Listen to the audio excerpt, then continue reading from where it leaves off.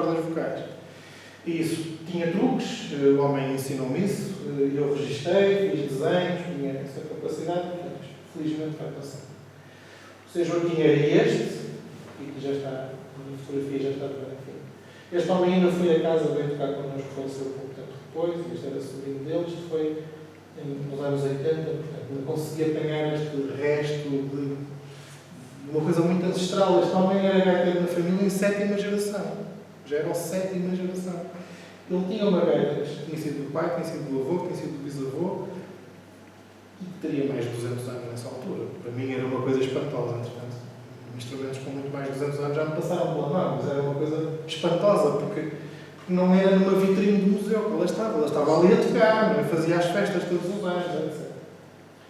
Este outro, o tal Mano de Rua Pascoal, o conhecido Pascoal, tinha uma coisa absolutamente espantosa, este homem. Era uma prática que era uma reminiscência, de facto, da origem da gaita da Idade Média, porque, como se compreenderão, isto é uma escala, não é? E a nota tónica da escala é sempre esta. Uma gaita de foles, ocidental, esta é a tónica da escala e depois tem uma nota abaixo da tónica. O que é que este homem fazia? Este homem abria o cordão e afinava o instrumento e fazia tónica nesta nota. Ou seja, mudava um modo à gaita. Eu já vos vou mostrar depois o que é que ele fazia. E isto corresponde àquilo que, nos anos 70, os alemães debateram durante quase 30 anos, porque descobriram um vestígio arqueológico de uma gaita numa tumba, discutiram como é que aquilo poderia funcionar e chegaram à conclusão que aquilo era um instrumento que, todo fechado, tocaria em modo jónio e que, digitado desta maneira, passaria para o modo dórico.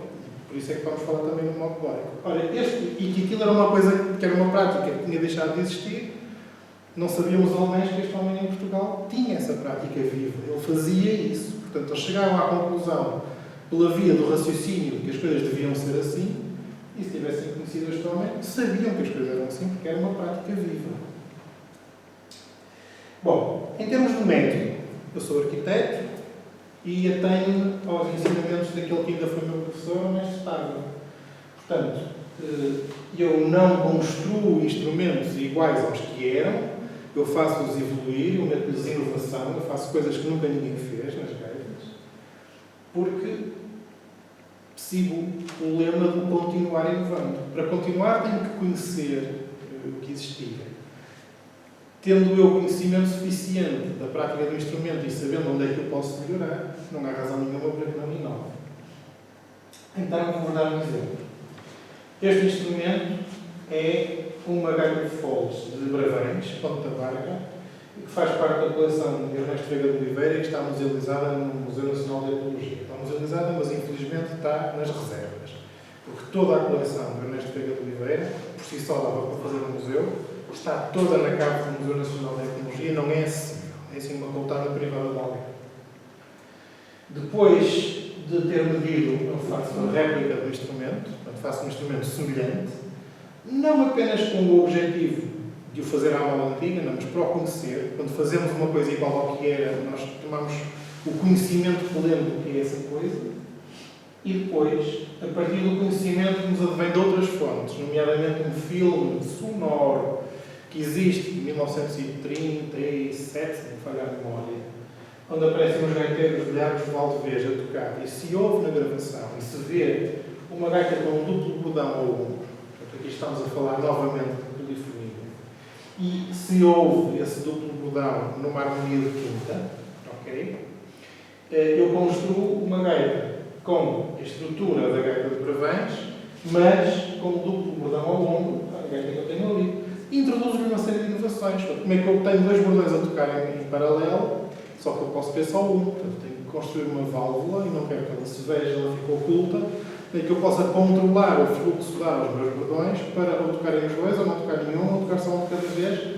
E este tipo de coisas que são inovações na gaita vão aparecendo, não na parte do continuar, mas na parte do inovando. Okay?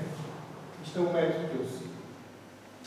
E depois, obviamente, em termos de registro, fica o urbi et orbi, para quem quiser, o registro desenhado, gráfico, já não à mão, já num formato perfeitamente, chamemos rigoroso. Eu acho que o desenho à mão é rigoroso, mas este é mais. E isto pode ser entregue ao museu, como foi, para que amanhã alguém chegue lá para investigar, uma das partes do instrumento que já está medido, possa inclusive até verificar o valor do trabalho. E isto dá origem a uma série de instrumentos que não existiam antes disponíveis e que os construo, e que estão inspirados no tal instrumento de Dura, e eu pessoalmente sou convencido que esta gravura terá sido feita em Lisboa, porque a data dela remete-nos para a história do famoso rinoceronte, que é um rinoceronte indiano, não é um rinoceronte africano.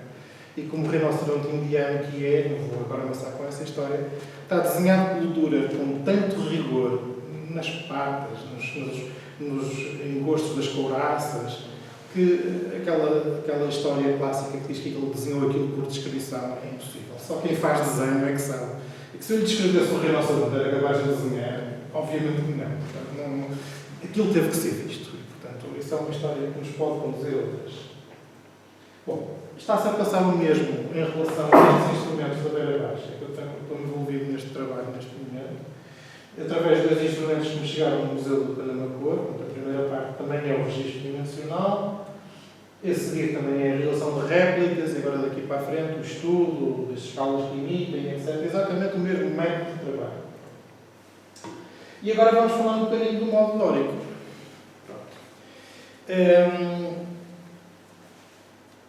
Ok. Dórico porque nos atemos àquilo que conhecemos da história da música que vem da Grécia. Os modos, normalmente chamados modos gregos, mais tarde chamados modos eclesiásticos ou gregorianos, isto tem a ver com o Papa Gregório, são apenas e somente, não são nenhum bicho de 7 cabeças, são apenas e somente a solução do seguinte conceito. Na música ocidental, uma escala, entre o seu princípio e o seu fim, corresponde a uma escada. E esta escada tem 7 degraus. O 8º degrau já há de ser o mesmo que o primeiro, mas uma escala acima. Ora, ao longo destes 7 degraus, nós temos sempre 5 degraus que são inteiros e temos sempre 2 degraus que são meios tons. Isto é verdade para a música ocidental. Não é verdade para a música indiana, em que os degraus são 28 e depois pode ter 62 subdivisões. Por isso é que a gente, quando os ouve cantar, pensa que eles estão a miar, porque aquilo são intervalos tão pequenos que para nós não fazem sentido. Mas para a civilização ocidental, são estes 7 degraus. O sítio desta escala em que se colocam estes meios tons é que fazem mudar o modo. Ok? Portanto, Dó, Ré, Mi, Fá, Sol, Lá, Si, Dó. Toda a gente conhece isto. Isto seria uma escala maior. Nós agora, atualmente, vivemos num mundo tonal. Tom maior, tom menor. Mas o mundo modal também engloba estes 2 modos, mas engloba muito mais. Ora, esta primeira escala que eu cantei correspondia ao modo jónio, o chamado modo perfeito, escala maior perfeita atual. Só que se eu, em vez de fazer tónica no primeiro grau, fizer tónica no segundo grau, eu vou ter uma terceira menor. Em vez de ser Dó, Ré, Mi, Fá, Sol, vai ser Mi, Fá, Sol. Vou-vos mostrar isto na prática. Vou-vos mostrar isto na prática e com um ponteiro de retrofones. Embora também depois vamos aqui ouvir outras coisas. Portanto, vamos voltar ao nosso bom amigo Pascoal, dizer que ele começava a tocar a partir daqui.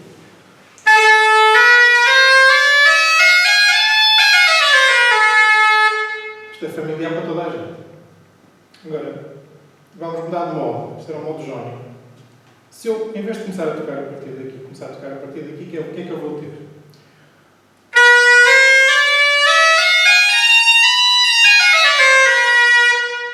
O que é que eu tenho? Tenho uma terceira menor e uma sexta maior. Na, na, na, em vez de na, na, na, na, na. Ora, isto é muito curioso, porque se nós considerarmos que este modo é o modo que é utilizado em todas as cantigas de Santa Maria, em quase toda a música medieval e em grande parte da música eclesiástica, a gente pode pensar que isto não acontece por acaso. E de facto não acontece por acaso. Não acontece por acaso porque se vocês, nesta sala, tivessem que construir um instrumento, de um ponto de vista empírico, tivessem que o fazer... Hã? O quê? Sim, mas eu ainda não recolhi. Mas os que recolhi são esclarecedores. Pois, vocês, quase todos, construiriam instrumentos no modo dórico. E eu passo a explicar porquê. Intuitivamente, isto é, eu fazia isto em workshops com crianças, que há uns 30 anos fazia workshops com crianças com construção de instrumentos de cana e outras coisas. E este exercício que vocês fizeram, vocês são todas pessoas adultas e com bagagem cultural, já viram um monte de instrumentos e, no entanto, de um ponto de vista intuitivo, o que é que vocês todos fizeram? Ou quase todos fizeram? Num instrumento cilíndrico, perfuraram buracos do mesmo diâmetro. Num instrumento cónico, perfuraram buracos que vão numa progressão geométrica do mais largo na zona mais larga para o mais estreito na zona mais estreita. Isto não é um ato de conhecimento. Vocês não fizeram isto por conhecimento, fizeram isto por intuição. Portanto, se vocês forem construir um instrumento destes, ou um cilíndrico neste momento, a primeira prova que fazem, a menos que vos tenham dito para fazer de outra maneira, ou que vocês saibam para fazer de outra maneira, vocês vão construir instrumentos que necessariamente vão aproximar-se da distribuição destas notas. Posso-vos garantir, por experiência, que uma gaita de foles que seja orientada do maior para o mais pequeno, numa variação geométrica, observem bem este ponteiro, e outros, este, vão estar no modo de ré, no modo dórico. Vão ter uma terceira menor e vão ter uma sexta maior. E o mesmo se passa com os objetos cilíndricos. Ok? Portanto, quero dizer com isto o seguinte. A nossa estrutura musical, aquilo que nós assimilamos nesta divisão das notas e na organização da escala, é uma coisa que nos é transmitida desde que começámos a escutar sons no ventre das nossas mães. Atualmente, os sons que quase toda a gente incorpora são os sons que são ouvidos no Spotify ou na televisão, já menos na rádio, mas muito na rádio, nos anos 50, antes de haver televisão. E, portanto, a estrutura de divisão da escala, das chamadas afinações de cada um, é-nos imposta pelo modelo daquilo que ouvimos. Agora, quando nós tivemos a possibilidade de contactar com pessoas que nasceram antes de 1950, essas pessoas foram buscar a sua estrutura musical àquilo que tinham ouvido, que eram os seus pais, as suas avós e as suas bisavós a cantar, nas escalas em que cantavam. E aos instrumentos musicais. Ora, esses instrumentos musicais, construídos por pessoas de uma forma intuitiva, são necessariamente, às primeiras, construídas no modo dórico. E daqui eu defender que existe uma relação antropológica entre o modo dórico e a nossa natural divisão da escala. Já vamos à frente depois ver as divisões dos vários modos, já posso passar para aí. Está exatamente aqui. Portanto, a escala maior natural, o modo jónico, foi esta que eu toquei primeiro. Quando eu faço tónica neste instrumento, a partir daqui, eu obtenho sempre o modo dórico. E ao obter o modo dórico, eu vou aproximar daquilo que são as divisões dos tons e dos meios tons na escala. Okay? E, curiosamente, é esse o modo que nos chega, desde que há a notação musical. E a notação musical que nos chega, as mais antigas, são do período medieval. Os melhores serão, porventura, os ibéricos. Se pensarmos nisso, agora pensando bem, muito pouco temos fora da Ibéria, se pensarmos nós. Os grandes códices de música medieval, quais são? Códice Calistinos, Caminhos de Santiago, Livro Vermelho de Monserrate e as Cantigas de Santa Maria, tenho dito. Depois temos umas coisitas em França e na Alemanha, mas até são mais recentes, ou são recompilações de... Portanto, quando falamos de música medieval, estamos a falar de música ibérica. Por acaso não tinha ocorrido isto. Atenção a isto. E esta distribuição de notas só começou a ser sistematizada na escrita moderna a partir de há 1000 anos, mais ou menos. Foi Guido d'Arezzo que inventou a notação do Ré, Mi, Fá, Sol, Lá, Si, Dó, que antes era UT e por aí fora, já vamos falar sobre isso. Antes havia os pentagramas, não eram pentagramas, eram quadrigramas, eram linhas de 4 pautas, em que o intervalo das notas, aquilo que eram notas redondas, eram quadradas, e ele transpôs isso tudo para um sistema mais avançado, mais moderno, para poder ensinar aos monges a relação exatamente da distribuição destas notas. Mas tudo o que nos chega daí é sempre escrito no modo dórico. E esta obsessão com o modo dórico que depois é adotado e justificado pela Igreja. Porque, vejamos, e depois vou-vos pôr aqui umas músicas nesse modo para vocês entenderem o que é que o caracteriza. Ao ter uma terceira menor e uma sexta maior, parece estar numa escala estranha, não é? Primeiro estou num ambiente menor, algo melancólico, porque as notas menores, as terceiras menores, remetem-nos para uma certa tristeza, mas depois temos sempre uma nota que brilha um bocadinho mais, tem uma alegriazinha. Isto, do ponto de vista eclesiástico, tenho discutido isto muito com clientes meus, que são sacerdotes da Igreja e que são alguns especialistas em música. Isto foi justificado pela Igreja, foi adotado pela Igreja, dizendo que isto representa a tristeza das tormentas da humanidade, da morte de Cristo, mas há sempre uma luz que é a redenção. A ressurreição é representada pela nota sexta. Curiosamente, sendo a nota quinta chamada a nota do diabo.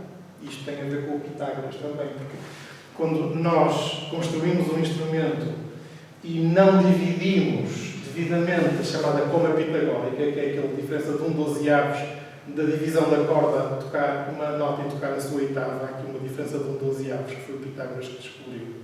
Isto depois tem que ser dividido pela escala, e isso chama-se temperamento. E numa gaita de foz tem que ser muito bem dividido, porquê? Porque como isto tem uma nota pedal a tocar, se eu não dividir bem, vai-me dar batimentos estranhos entre as notas e o cordão. Então, tenho que temperar o ponteiro de maneira que me soe bem. Ao contrário do chamado igual tempero, que hoje se utiliza noutros instrumentos, que é pegar neste 12avos e dividir pela escala toda. Esta questão do tempero, se não for devidamente feita, é nos ciclos das quintas, que se chamam as quintas de lobo ou as quintas do diabo, e, portanto, a quinta é uma nota do diabo. Porquê? Porque faz harmonia com a tónica. E a harmonia, voltamos à Idade Média, é uma coisa perigosa. Teoricamente não pode existir. Portanto, a seguir à quinta eu tenho a sexta. A sexta é a nota da redenção, é a nota maior, é a nota brilhante. Vamos ouvir aqui alguns exemplos de música em modo dórico. Por exemplo, vamos começar por isto.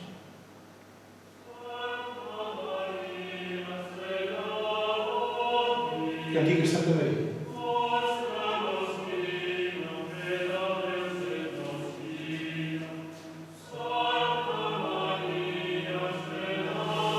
Aqui temos um cordão. Temos uma harmonia já. Agora vem a sexta.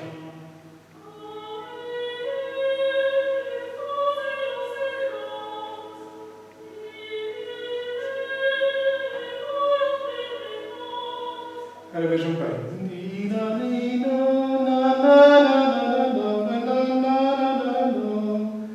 É um tom inteiro. Esta sexta é luz, ok?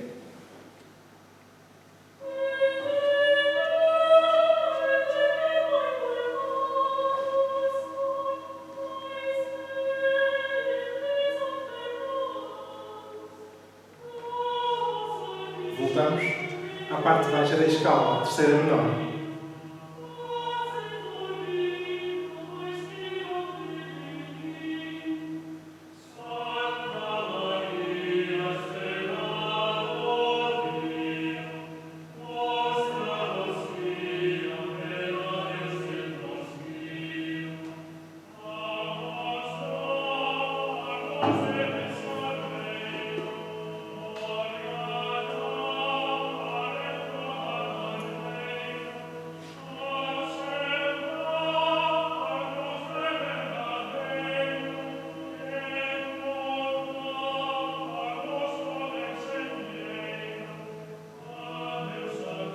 Acho que este tema é suficientemente explícito para entendermos os dois ambientes que estão contidos na música, seguindo esta escala, seguindo este modo. O aproveitamento da sexta, e agora se fôssemos, obviamente, analisar o texto em latim da letra, veríamos que a utilização da sexta também tem a ver com o conteúdo da palavra. Portanto, a redenção está na nota, está na simbologia, mas podemos ter outros exemplos.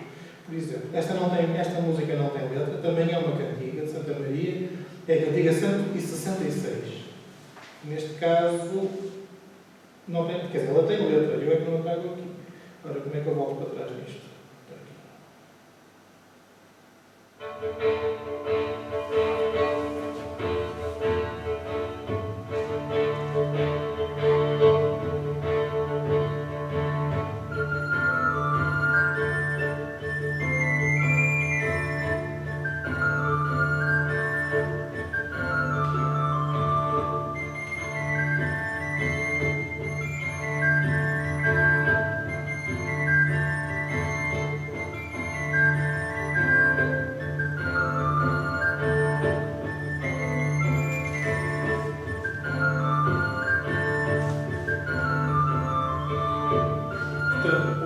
ambiente musical dá perfeitamente para entender onde é que está a sexta maior. Esta música também tem uma letra, como podem com as suas culpas, enfim. Isto depois continua pela história fora. Ainda hoje, o modo dórico é utilizadíssimo, por exemplo, no jazz. Mas antes de chegar ao jazz, também não chegarei lá, vejam só, por exemplo, isto transposto para um insuspeito cancioneiro tradicional irlandês.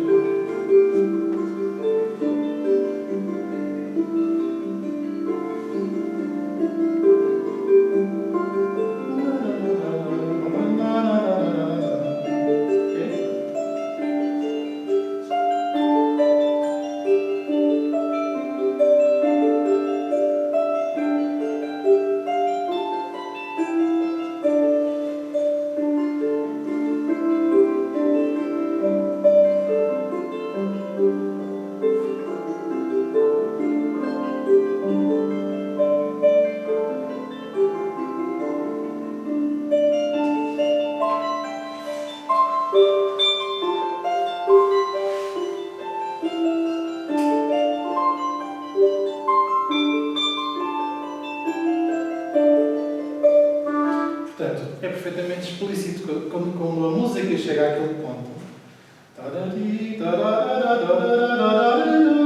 E se isto fosse uma nota menor, já mudávamos de modo.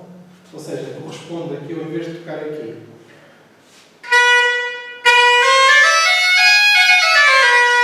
fizesse antes isto.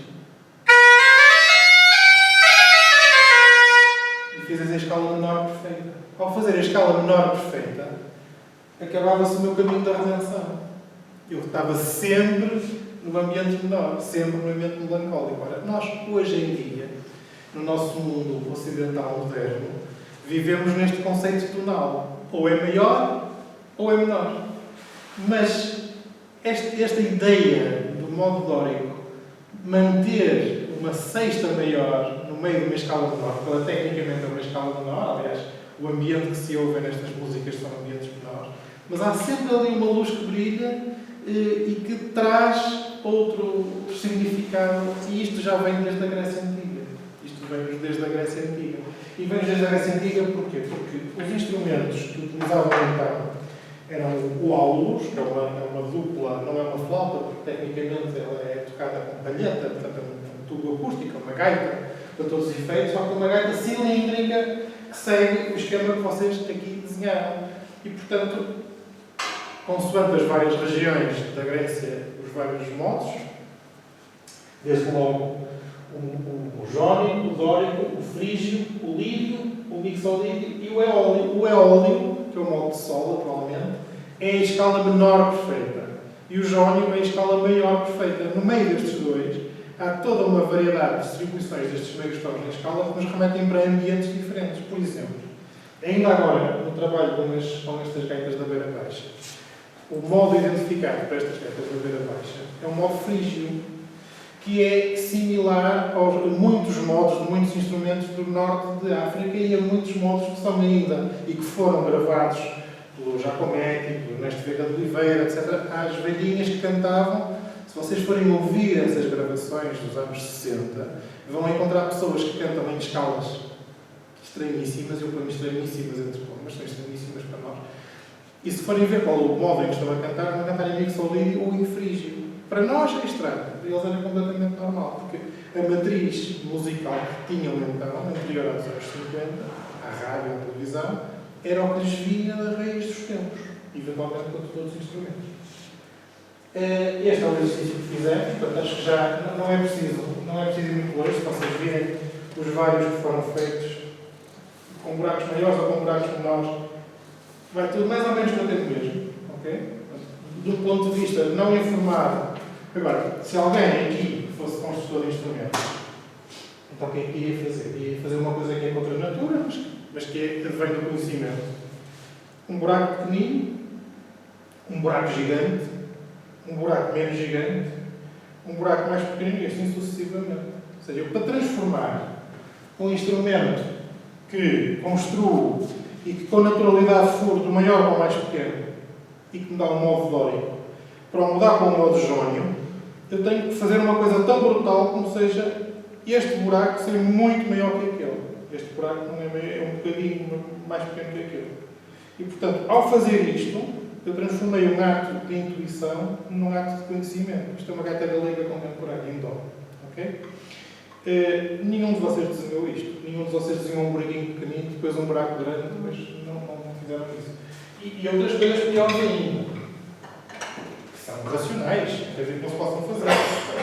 Um buraco pequenino, um buraco maior, um mais pequenino, outro que volta a ser maior. Isto não é empírico. Ninguém faz isto para empirismo. O empirismo dá aquilo. Para eu fazer isto é um ato de vontade, de conhecimento. Deu-me aquilo, não é isto que eu quero, vou fazer de outra maneira. Agora, com naturalidade, o instrumento que sai é aquele. Lá está, a tal relação antropológica com o modo de rei. Modo de rei com o modo de rei. Ora, portanto, quando voltamos à gaita da Agrela, e agora vocês já são todos especialistas nisto, isto é a réplica original. Ao olhar para os buracos desta escala, em que modo é que este instrumento está? Provavelmente. Qual é a progressão geométrica destes buracos? É do maior para o mais pequeno. Portanto, mesmo antes de meter uma palheta no instrumento e de pôr a tocar, a gente olha para ele e já sabe o que é que tem. Isto é só para ajudar a ilustrar isto. Não sei se vocês têm conhecimento disto, portanto, no momento em que alguém se preocupou em tratar a música com seriedade e dizer como é que eu vou registar isto, como é que eu vou ensinar aos meus monges, como é que eles hão de saber exatamente qual é a distância entre as notas, foi o Guido d'Arezzo, que foi no século XI, foi no início do século XI que ele fez isso. E como é que ele deu o nome às notas? De onde é que vem o Dó, Ré, Mi, Fá, Sol, Lá, Si, Dó na nossa cultura ocidental ligada à Igreja? Vem de um hino a São João, que está aqui escrito, que é Ut, Quanti, Lavis, etc, em que as primeiras letras de cada frase, no caso são é Ut, que era o Dó antigo, depois lá vem o Ré, lá vem o Mi, e assim sucessivamente, nas quadras a São João. Depois, mais tarde, um outro monge, que se chamava Dónio, entendeu, e com razão, que não dá jeito de dizer Ut em vez de dizer Dó. E então que todas as notas deviam acabar em vogais e não em consoantes. E como ele se chamava Dónio qualquer coisa, transformou o Ut em Dó. E é daí que temos a escala Dó, Ré, Mi, Fá, Sol, Lá, Si, Dó. Mas esta não foi a abordagem anglo-saxónica. A abordagem anglo-saxónica tem a ver com a gaita de foles. Vocês hoje veem em qualquer sítio que um Lá é um A, que um Sol é um G, que um Mi é um E, e assim sucessivamente. Isto vem de onde? Vem daqui, da gaita de foles. O dedo A, que dá a nota Lá, porque as gaitas sempre foram reportadas a Lá. O dedo A, o dedo B, o dedo C, que é Dó, e assim sucessivamente. Portanto, A, B, C, D, E, F, G. É daqui que vêm as notas na notação anglo-saxónica. E isso tem a ver com as notas, tem a ver com a posição dos dedos da gaita de foles. Este é o dedo A. Voltamos à tónica aqui. É curioso, não é?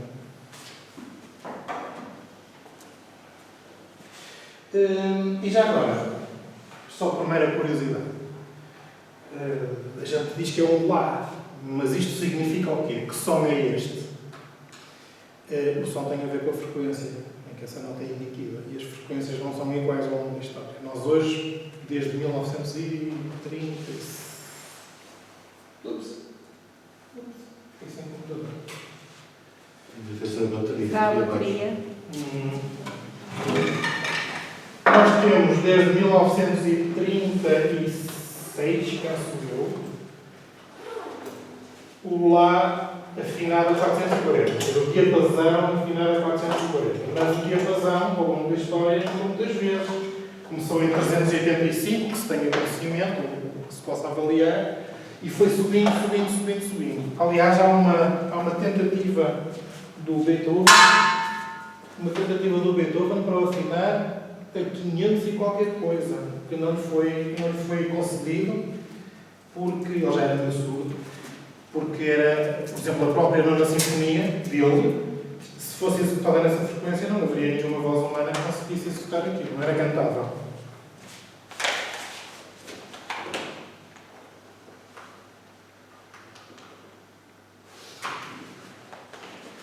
Vamos ter que ler isto outra vez. E, portanto, só por curiosidade, porque a maior parte das pessoas não tem esta noção, na medida em que se vai alterando o Lá e se vai aumentando a frequência, quando isto é utilizado numa orquestra, isso tem limites físicos, obviamente, nomeadamente as tensões das cordas. Como?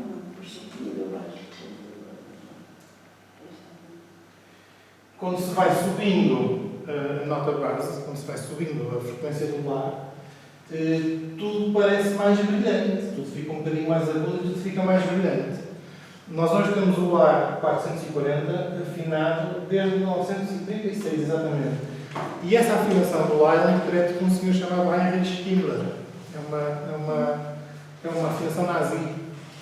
Qual era a intenção? Era subir o então 415 a 435 para um 440 mais brilhante. Isto foi tomado antes de um festival de Bayreuth, para que a música de Wagner fosse mais impactante, mais potente, E, no entanto, ainda hoje é toda a notação, todas as orquestras do mundo praticamente afinam com esta afinação, até porque há instrumentos que são construídos para ela. Pensarmos no instrumento de cordas, é só esticar as cordas até elas partirem.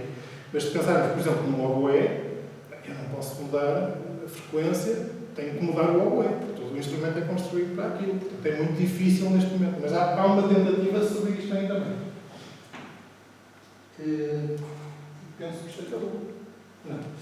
Isto não acabou. Isto aqui gravou, que é diferente. Ok. Pronto, isto acabou. Não faço mais.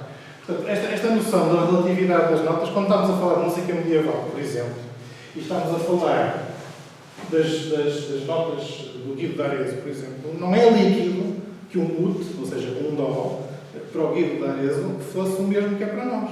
Era provavelmente uma frequência bastante mais baixa, na medida em que o diapasão tem vindo a subir ao longo da história da humanidade. E como nós não temos gravações anteriores aos fonógrafos do Edison, que é uma coisa de há 100 e poucos anos atrás, jamais saberemos. Nós, em Portugal, as gravações mais antigas que temos de música tradicional são de 1932. E são muito más. Foram feitas por um americano chamado Kurt Schindler, num fonógrafo Fairchild, em disco de alumínio, em Trás-os-Montes, exatamente. E não temos mais informação anterior a isso. Tudo o que temos, podemos apenas presumir. Portanto, quando ouvimos aquelas cantigas de Santa Maria, eu fui buscar exemplares que são de gente insuspeita no âmbito da credibilidade, como Jordi Savall e coisas do género, mas na realidade não sabemos se a altura do diapasão é aquela ou se é mais abaixo. Não fazemos ideia, nem já nós sabemos. Pronto, posso ter aqui os instrumentos e posso-vos mostrar um bocadinho como é que isto funciona, não vos queria amassar muito mais. Isto foi um exercício importante. E posso-vos apenas mostrar um pouco como é que isto funciona. É um instrumento um bocadinho gritante, é um instrumento um bocadinho sonoro.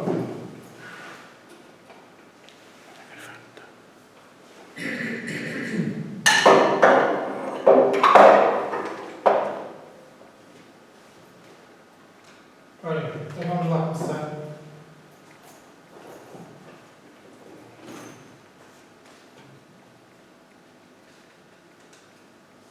Ora, este instrumento